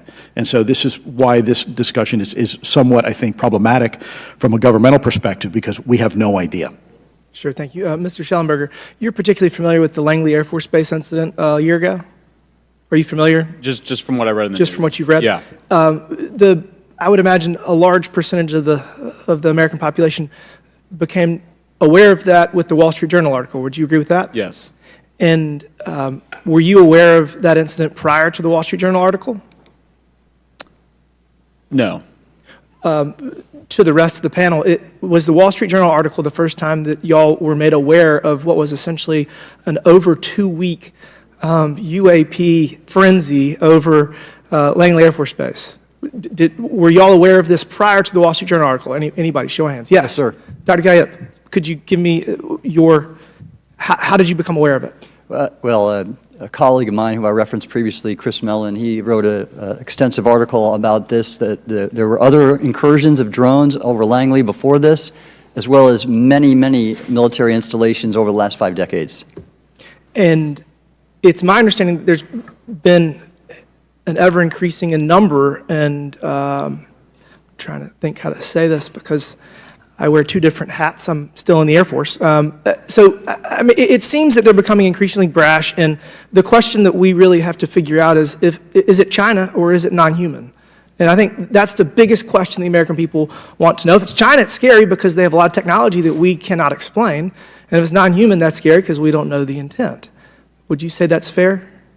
Yes, Congressman. And in fact, I really believe that we should use this hearing as a catalyst to improve and bolster our air defense capabilities and our maritime domain awareness capabilities, because obviously there are holes in it, whether it be UAP of non-HI direction or NHI direction, or, as you say, sir, China or any other adversary. Are you all aware of any task force at the Pentagon or in the national security apparatus that's trying to assess the answer to that question? At the current moment, sir, no, but this is a great point. From 2020 to 2022, there was a UAP task force in the DoD succeeding where Mr. Elizondo worked, led by Jay Stratton, who had the first comprehensive whole-of-government approach to UAP, which involved pathways to declassification and to increase transparency, as well as assessing the national security risks of UAP. This was a really well-established approach, and we have all advocated that something like it return. I'm running out of time. The last thing is that we need authorities. The law enforcement, military do not have authorities to actually engage, and Congress needs to act to give those authorities to local law enforcement and the military so they have clear guidelines on how to assess these issues going forward. I yield back. Thank you. Thank you. I'd like to recognize Ms. Boebert for 5 minutes of questioning. Thank you, Madam Chair. Now that we have all been cautioned in this committee hearing that the mention of Pentagon's Immaculate Constellation program could put us on a list, well, I already find myself on many lists, I'm sure. So I speak my mind often, so why not just keep going with it? May as well just go all out and say it. The earth is flat, birds are government drones, And we've never set foot on the moon, and Joe Biden received 81 million votes in the 2020 election. So let's just see how many lists we could get on here today. But Mr. Shellenberger, I wanted to ask you, I think I understand from this hearing that you would agree that classifying information like this is not in the best interest of the people. Is that correct? Yeah, I mean, with the caveat that, of course, I would support classification necessary to protect secrets essential to national security, but I think it's pretty obvious that there's overclassification. Overclassification, yes. And so in most instances, if they can't tell us what, do you think at some point they'll at least tell us why? President-elect Trump has repeatedly committed to greater transparency, both on the UAP issue, on JFK files, on COVID origins, and many other things. So I think that we need to make sure that the next administration is held accountable for that. Agreed. And this is for all four of you. Yes or no, please. I have many questions I want to get to. Are there any known instances of recovered materials or technologies that are not of human origin and maybe connected to any advanced bioscience defense programs within the USG? I don't know. I wouldn't be able to answer that, ma'am. I don't know. I don't know. Okay, so there are rumors that have come up to the Hill of a secretive project within the Department of Defense involving the manipulation of human genetics with what is described as non-human genetic material, potentially for the enhancement of human capabilities, hybrids. Are any of you familiar with that, yes or no? No, ma'am. I am not, ma'am. I'm not. No, ma'am. Okay, I would like to know, with Immaculate Constellation, how does this relate to UAP activities, Mr. Schellenberg, in oceanic environments? Are there any instances where the Navy or other maritime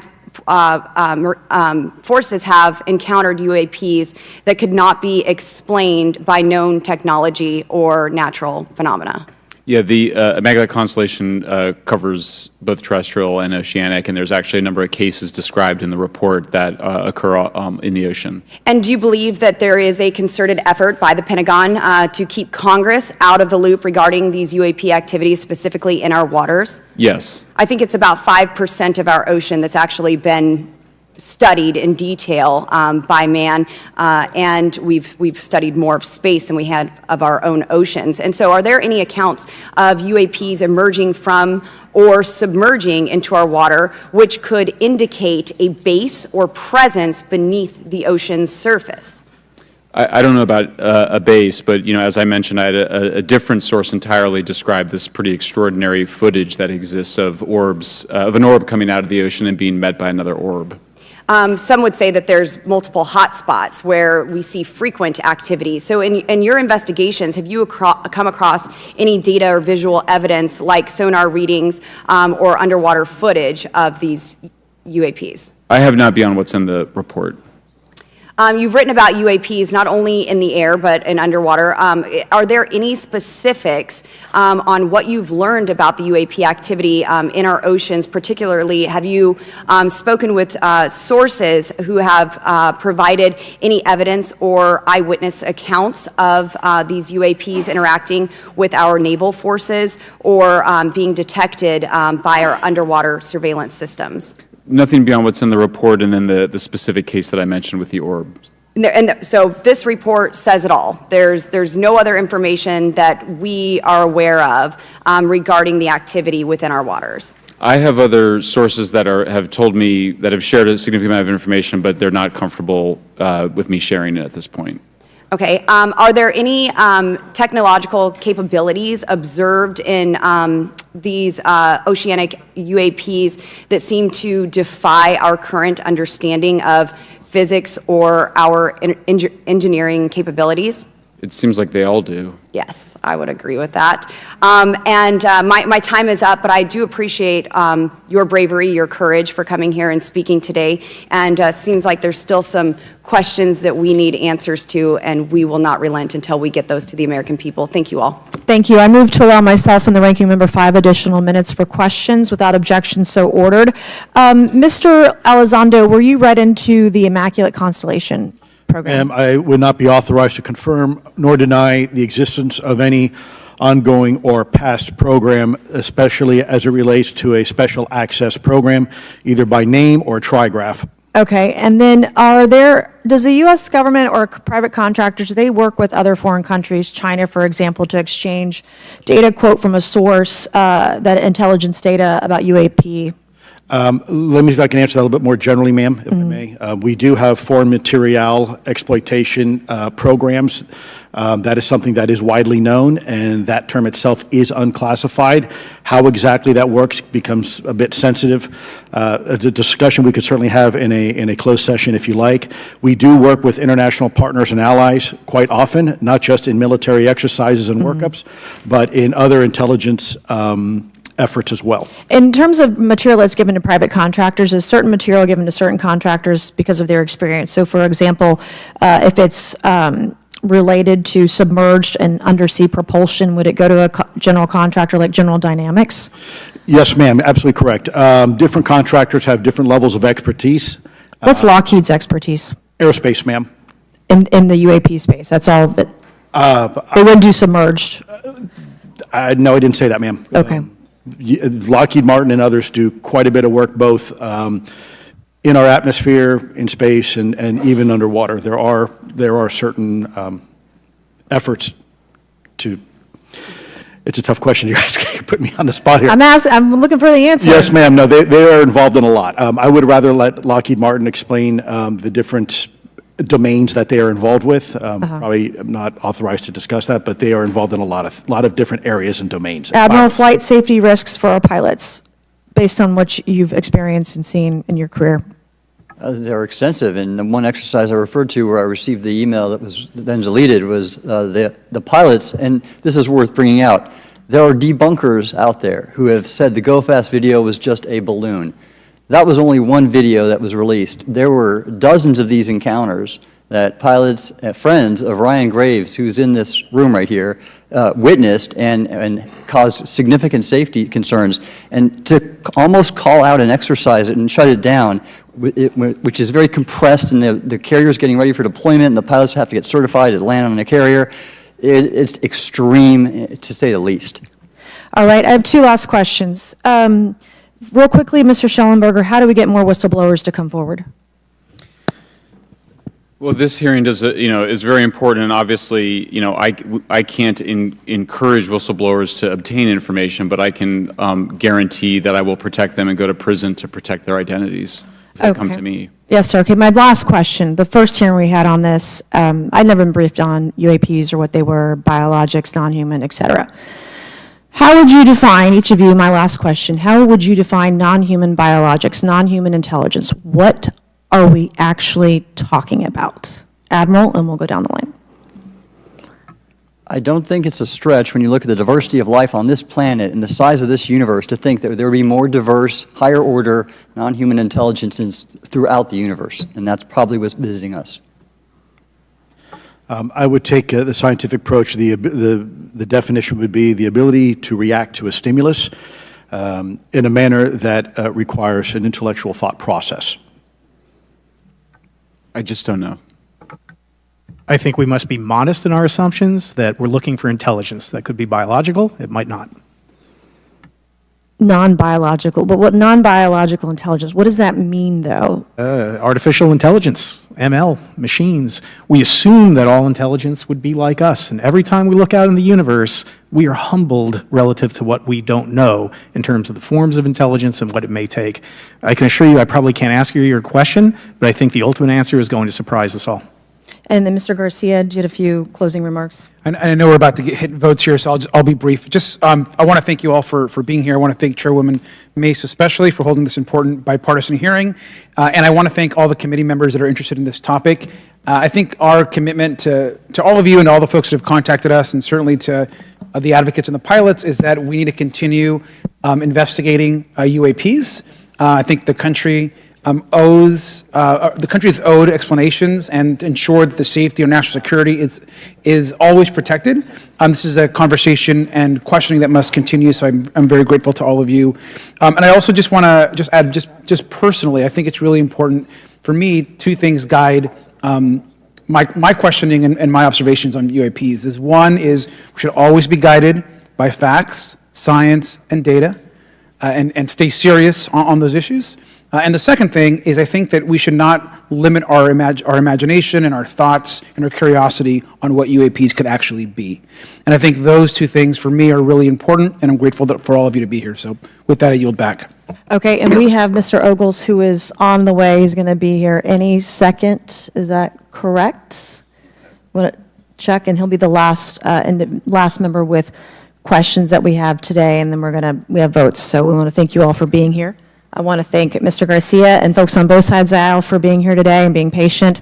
We have a lot more questions, and I hope that this will open the door to more hearings in the future. I obviously would like to know how much taxpayers are spending on this. You have the right to know, but also if we're spending money on something that doesn't exist, why are we spending the money? And if it does exist, why are we hiding it from the public? And of course, our national security is a huge issue, because if there's technology that could harm us or our allies that are in the hands of our adversaries, we obviously want to stay ahead of that to the best of our ability to ensure that that technology is not in the hands of someone who could use it against us or our allies anywhere in the world. So, Mr. Ogles, you're just in time, babe. I will recognize you for 5 minutes of questioning before we head on out today.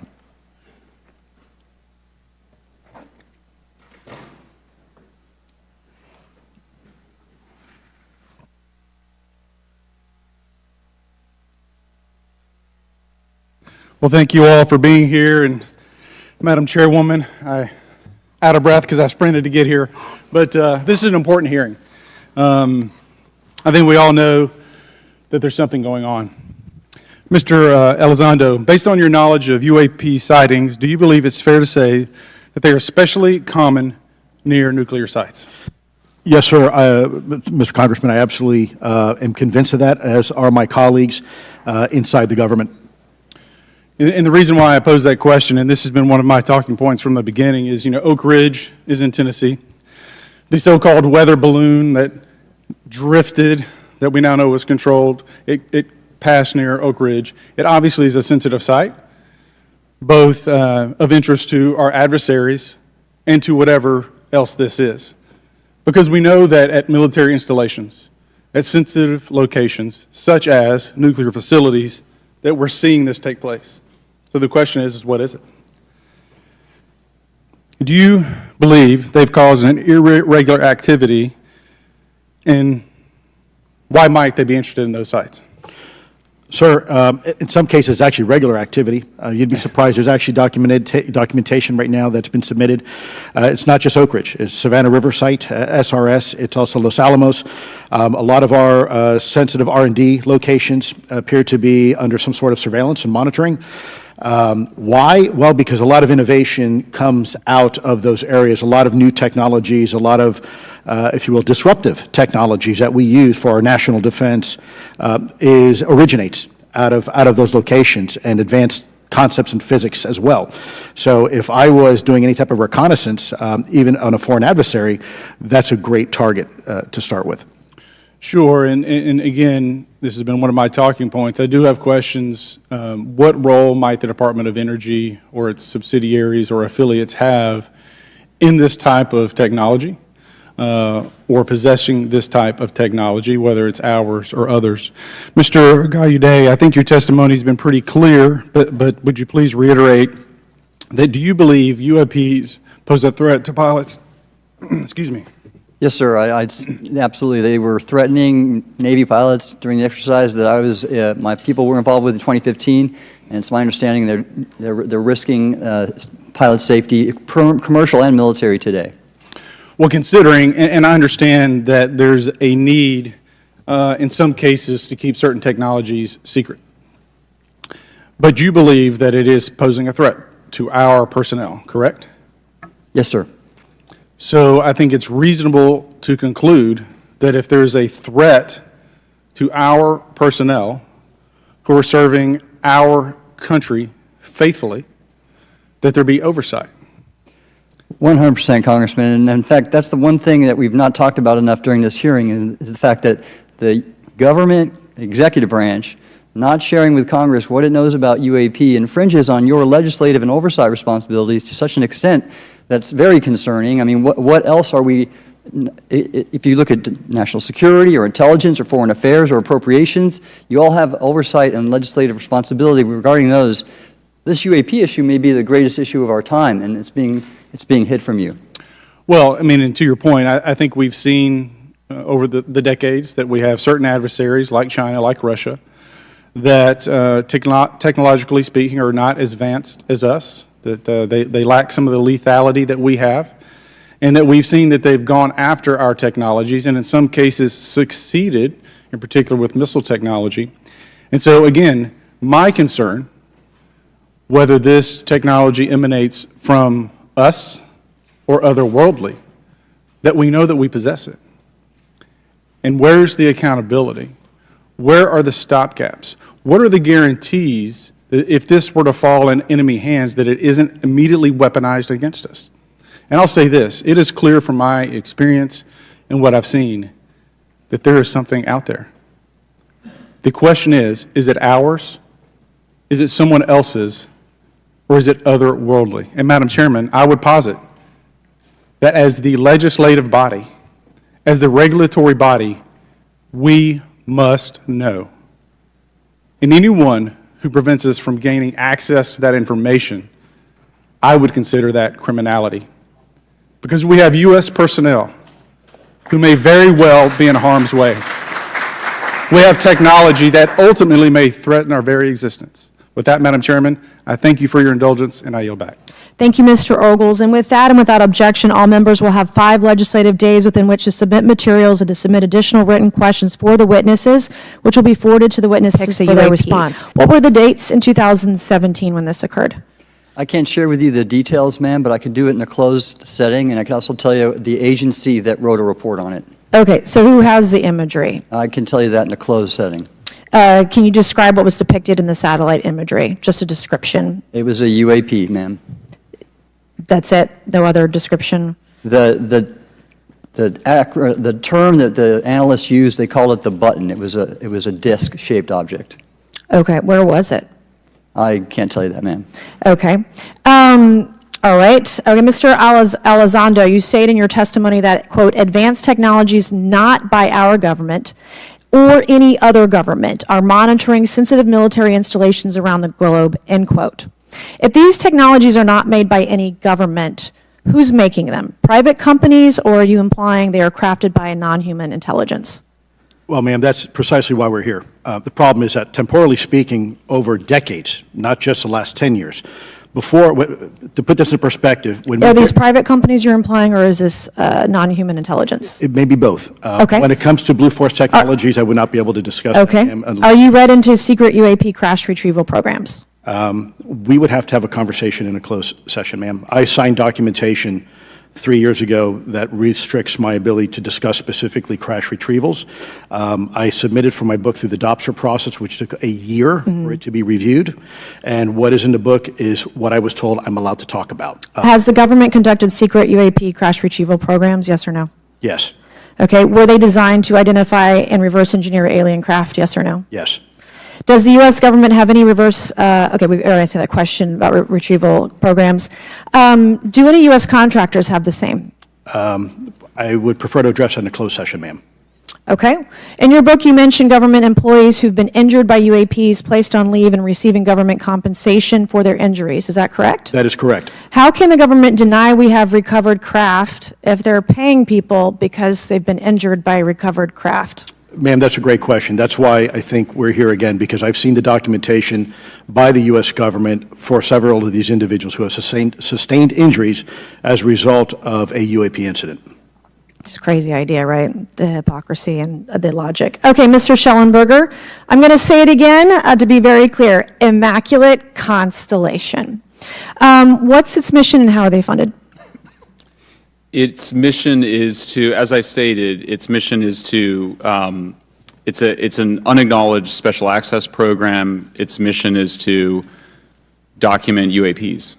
Okay, and do you, for your story and your report, do you have more than one credible source? I do. Sourcing, okay. I do. And then why do you believe your sources to be credible? How do you judge the veracity of the documentation you've been provided about this program? I checked the sources, and they are who they say they are. They are current or former government officials. I wanted to also add that I did not specify that they were Defense Department employees. I didn't